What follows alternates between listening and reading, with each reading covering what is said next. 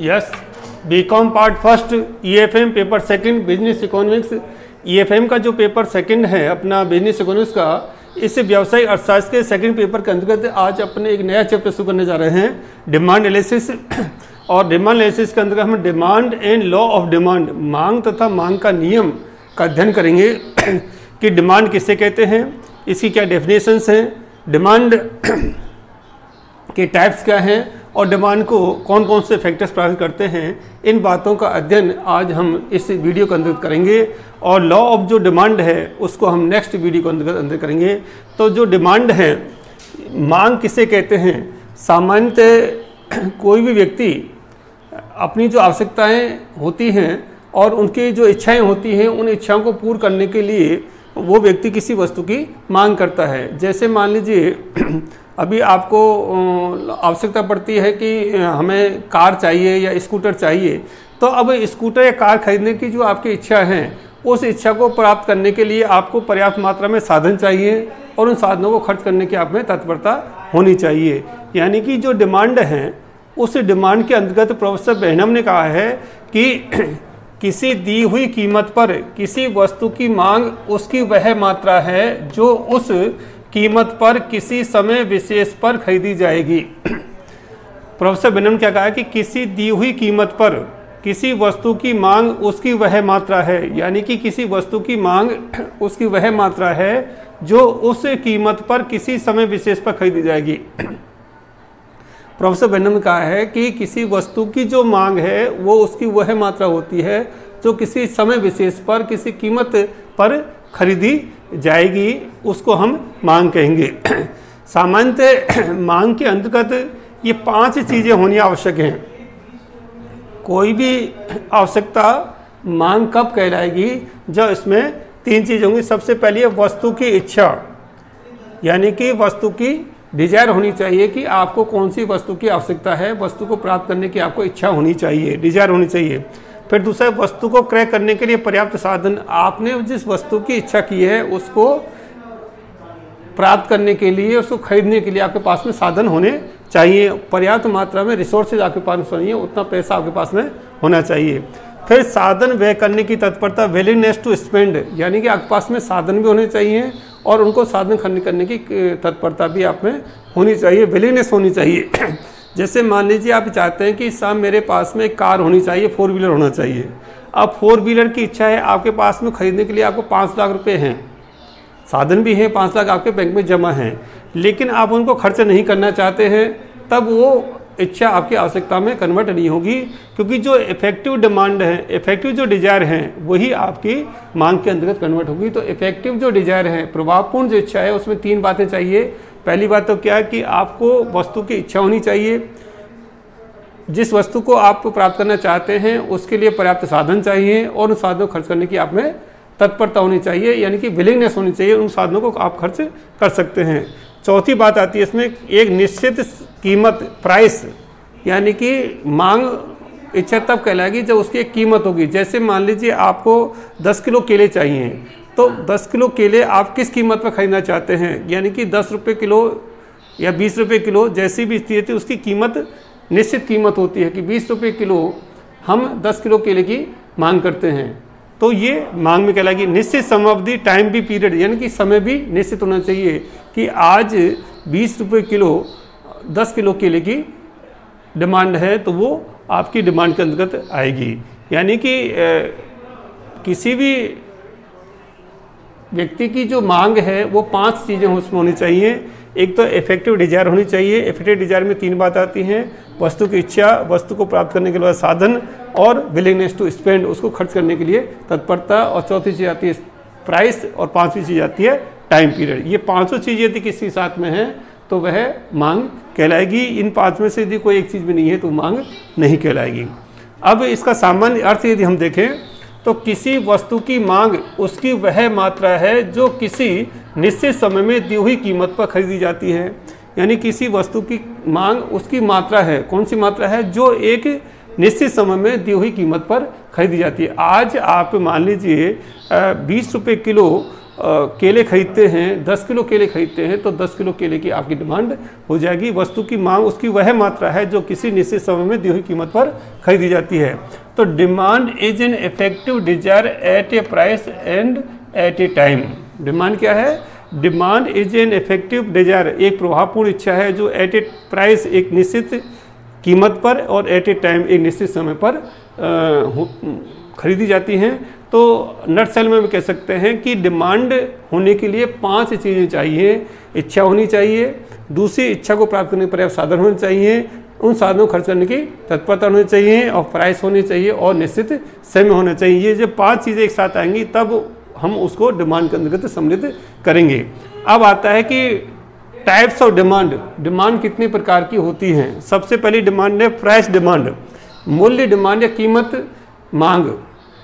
Price demand जो कीमतों में परिवर्तन होने के कारण से या कीमत में कारण से वस्तु की मात्रा से लगाया जाता है। तो सामान्यतः जो मांग हम पढ़ रहे हैं ये प्राइस डिमांड ही है, क्योंकि एक दी हुई कीमत पर एक निश्चित समय पर कितनी वस्तु की मात्रा खरीदी या बेची जानी है, या उसकी कितनी मात्रा खरीदी जाएगी, तो उसको ही मांग कहते हैं। तो प्राइस डिमांड मतलब कीमत के आधार पर वस्तु की मात्रा।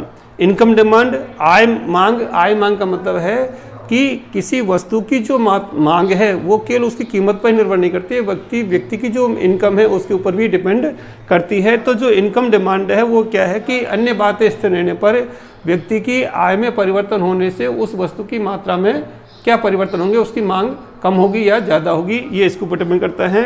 तो व्यक्ति की जो इनकम है, इनकम यदि बढ़ती चली जाती है तो जो अच्छी वस्तुएं हैं उनकी डिमांड बढ़ेगी, और जो घटिया वस्तु हैं उनकी डिमांड कम हो जाएगी।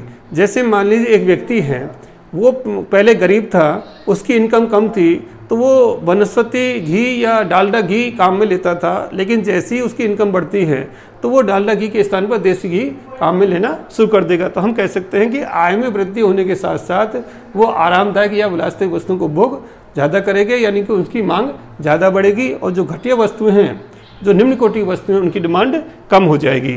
तो आय मांग। तीसरी है क्रॉस डिमांड, आड़ी अथवा तिरछी मांग। आड़ी अथवा तिरछी मांग के क्या मतलब है कि किसी एक वस्तु की मूल्य में परिवर्तन होने से दूसरी वस्तु की मात्रा कितनी मांगी जाती है, यानी कि उसकी मांग पर क्या प्रभाव पड़ता है। ये स्थानापन्न वस्तु होती है, जैसे चाय और कॉफ़ी है। अगर बाजार में कॉफ़ी की कीमतें बढ़ती हैं तो चाय की मांग बढ़ जाएगी।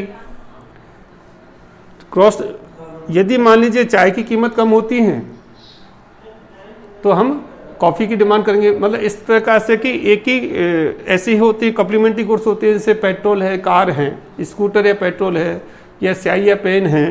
तो एक वस्तु की कीमत में परिवर्तन होने से दूसरी वस्तु की मांग, कितनी वस्तु की मात्रा मांगी जाएगी। जैसे कॉफ़ी की कीमत में बढ़ जाती हैं या कॉफ़ी की कीमत कम हो जाती है तो हम चाय की डिमांड करना शुरू करते हैं। चाय की कीमत कम होती है, कॉफ़ी की डिमांड करना शुरू कर जाते हैं। यानी कि ये स्थानापन्न वस्तुएं, एक वस्तु के स्थान पर दूसरी वस्तु को प्रयोग करना शुरू कर देते हैं। जो वस्तु की कीमत सस्ती होती है, यानी कि एक वस्तु की कीमत से के कारण से दूसरी वस्तु की मांग में क्या परिवर्तन पड़ता है। परिवर्तन तो हुआ, कॉफ़ी के मूल्यों में परिवर्तन हुआ, लेकिन उससे चाय की मांग पर प्रभाव पड़ेगा, उसमें परिवर्तन होगा। तो ये कहलाएंगी क्रॉस डिमांड या आड़ी अथवा तिरछी मांग। उसके बाद आता है जॉइंट डिमांड। जॉइंट डिमांड का मतलब है कि जब हम एक साथ दो या अधिक वस्तुओं की मांग करते हैं। जैसे आप स्कूटर और पेट्रोल की एक साथ मांग करते हैं, एक से अधिक वस्तुओं की आप एक साथ मांग करते हैं तो कहलाती है संयुक्त मांग, जॉइंट डिमांड। कंपोजिट डिमांड, सामूहिक डिमांड, यानी कि जब हम केवल एक वस्तु के ही प्रयोग करते हैं लेकिन वो कई रूपों में काम आती है। जैसे बिजली है, बिजली से आप पंखा चला सकते हैं, बिजली से आप ट्यूबलाइट जला सकते हैं, बिजली से आप और कोई ईंधन के रूप में काम कर सकते हैं। जैसे बिजली की मोटर चलानी है, आपको कुएं से पानी निकालना है तो बिजली का काम ले सकते हैं। कि कंपोजिट डिमांड का मतलब क्या है कि एक ही वस्तु का अनेक कार्यों के प्रयोग के लिए उपयोगी होता है, तो वो कहलाती है कंपोजिट डिमांड। एक दूसरा एग्जाम्पल जैसे चने की दाल है। अब चने की दाल की जो डिमांड है वो कंपोजिट डिमांड आएगी। अभी जैसे दीपावली का समय आने वाला है तो चने की दाल से आप बेसन बना सकते हैं, उससे मिठाई बना सकते हैं, चने नमकीन बना सकते हैं, यानी कि चने की दाल का हम कई प्रयोग में ला सकते हैं। तो चने की जो डिमांड आएगी वो कंपोजिट डिमांड के अंतर्गत सम्मिलित की जाएगी। एक और आती है मांग डेराइव्ड डिमांड या व्युत्पन्न मांग। डेराइव्ड डिमांड क्या है कि मांग तो किसी एक वस्तु की होती है, लेकिन उसके कारण से और दूसरी वस्तु की मांग पे भी प्रभाव पड़ता है। जैसे मान लीजिए आपको एक मकान बनाना है, आपका एक हाउस की डिमांड है, तो जब मकान बनाएंगे तो मकान डिमांड तो क्रिएट हुई मकान की, लेकिन मकान की डिमांड के साथ से क्रिएट होगी किसकी? आपको ईंट चाहिए, पत्थर चाहिए, चूना चाहिए, लेबर की डिमांड हो जाएगी, लोहा चाहिए, खिड़की चाहिए, लकड़ी के दरवाजे बनाने हैं, या मान लीजिए और दूसरी जो मकान के बनाने के लिए जितने भी साधन काम में आते हैं उन सब की डिमांड भी बढ़ जाएगी। तो ये कहलाएगी आपकी डायरेक्ट डिमांड। जब एक की वस्तु की मांग बढ़ने के कारण से उसका प्रभाव अन्य उसकी जो संबंधित चीज़ें हैं उनके ऊपर भी पड़ता है, तो इसको अपन डायरेक्ट डिमांड या व्युत्पन्न मांग कहते हैं। ये तो है कुछ मांग के प्रकार। अब हम पढ़ते हैं फैक्टर्स अफेक्टिंग डिमांड, यानी कि मांग की मात्रा को प्रभावित करने वाले कौन कौन से घटक हैं, तत्व हैं। सबसे जो मुख्य घटक है वह है प्राइस ऑफ द कमोडिटी। वस्तु का मूल्य मांग की को प्रभावित करता है। मांग का नियम भी कहता है कि वस्तु के मूल्य में कमी होने से वस्तु की मांग में क्या परिवर्तन होगा। तो मांग का नियम कहता है कि वस्तु की कीमत में कमी होने से मांग बढ़ती है और वस्तु की कीमत अधिक होने से मांग कम हो जाती है, यानी कि प्राइस और डिमांड में इनवर्स रिलेशनशिप होता है। इसको डिटेल में हम लॉ ऑफ डिमांड का जब नेक्स्ट वीडियो में अध्ययन करेंगे वहाँ पर आपको हम डिटेल में बताएंगे। हम यहाँ पर केवल इतना सब देखना है आपको कि जो कीमत है, यदि कीमत में कोई परिवर्तन होगा तो उसकी मांग में भी परिवर्तन होगा, यानी कि वस्तु की जो कीमत है वो मांग को प्रभावित करती है। नेक्स्ट चीज़ आती है taste, habit, fashion of consumer, यानी उपभोक्ता की जो रुचि है, उसकी जो आदतें हैं, जो फैशन है, वो भी किसी वस्तु की मांग को प्रभावित करते हैं। अब जैसे मान लीजिए कि इस व्यक्ति की रुचि है, फैशन है, या मान लीजिए टेस्ट हैं, वो चेंज होते रहते हैं। जैसे जैसे समय परिस्थिति आती है उसके हिसाब से उनकी डिमांड परिवर्तित होती जाती है। जैसे वर्तमान में कोविड की स्थिति चल रही है, तो यहाँ पर व्यक्तियों को न्यू नॉर्मल की स्थिति के लिए मास्क पहनना जरूरी हो गया है, तो मास्क की डिमांड आ जाएगी। अब मान लीजिए चलन हो गया, सैनिटाइजर आपको ज़रूरी है, तो उसकी डिमांड आपको ज़्यादा आ जाएगी। या इम्यूनिटी की पावर आपको बढ़ानी है, तो इम्यूनिटी पावर बढ़ाने के लिए जो औषधि हैं, विभिन्न प्रकार की जो दवाई हैं, विटामिन से हैं या कैल्शियम से, उनकी आपको डिमांड ज़्यादा आ जाएगी। यानी कि जैसी परिस्थितियाँ आती हैं उस हिसाब से मांग प्रभावित होती है। Next point, change in population, जनसंख्या में परिवर्तन हो गया। यदि जनसंख्या में परिवर्तन होता है, जनसंख्या जितनी ज़्यादा बढ़ेगी मांग में उतना ही ज़्यादा वृद्धि होगी। आप ये कह सकते हैं कि एक व्यक्ति जब पैदा होता है तो खाने के लिए साथ में मुंह भी साथ में होता है, काम करने के लिए 2 हाथ भी साथ में होते हैं। तो व्यक्ति के परिवार में सदस्यों की संख्या में यदि बढ़ती होती चली जाएगी तो वहाँ पर वस्तु की मांग भी बढ़ेगी। Change in the price of substitute and complementary goods, यानी कि जो स्थानापन्न या पूरक वस्तुएं उनके कीमतों में परिवर्तन होने से भी मांग में परिवर्तन होता है। यदि मान लीजिए चाय की कीमत में परिवर्तन होगा तो उससे कॉफ़ी की मांग में भी परिवर्तन आ जाएगा, उसकी मांग भी प्रभावित होगी। कॉम्प्लीमेंट्री गुड्स कैसे, जैसे स्कूटर है या पेट्रोल है, तो स्कूटर की डिमांड यदि ज़्यादा होगी तो निश्चित रूप से पेट्रोल की डिमांड भी बढ़ेगी, क्योंकि स्कूटर बिना पेट्रोल के नहीं चल पाएगा।